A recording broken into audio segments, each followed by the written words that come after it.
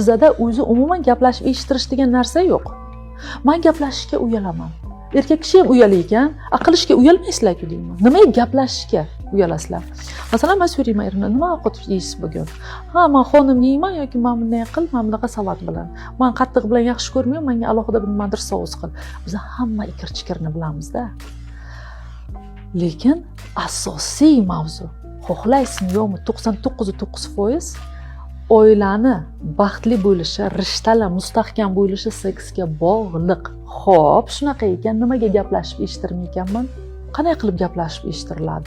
O'tirasizda, erkak kishi aytadi, men xohlayman mana shunday bo'lishini, через день bo'lishini yoki har kun bo'lishini. Ayol kishi aytishi mumkin, menga to'g'ri kelmaydi. Nima uchun to'g'ri kelmaydi? Men xohlamayman. To'g'ri, chunki unda ham seksualniy напряжение hosil bo'lishi kerak. Ayol kishida seksualniy напряжение hosil bo'lmayapti-da, просто в холостую ishlaganday bo'lib qoladi-da. No, bu uchun ayol kishi aytishi mumkin, meni ham ozgina ko'nglimga qarang. Nima qilsam senga yoqadi? Masalan, keling haftasiga bir marta kinoga boramizda yoki gul olib bering.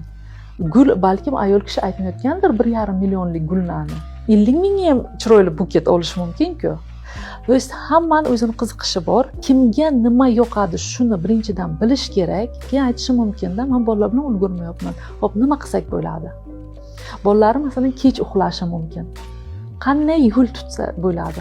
Ikkalasi o'tirib murosa qilish kerak bu narsani. Er-xotin gaplashib olmasa qanaqa minuslari bor? Ayol kishi aytadi, ba'zida men namyoq qildim yoki men bir marta aytdim-da. Nima bo'pti, shuni 3-4 marta aytsang? Qaysidir xohishlarini yoki nimadirni eslatsang-da, bo'ldi. U o'zi tonini teskari kiyoldi, xafa bo'lib oladi, ayol kishi. Va o'zi tushunib olsin kerak bo'lsa deymiz biz. Erkak kishi umuman tushunmaydi, nima bo'layapti o'zi. Yana gaplashib eshittirmaydimi? Ayol kishini keyin bizda neyron to'qimalar juda ham zich joylashgani evaziga fantaziyamiz juda ham kuchli ekan. Kechga qoldimi, shunday bitta serial ko'rdi-da, xiyonatni ko'rdi.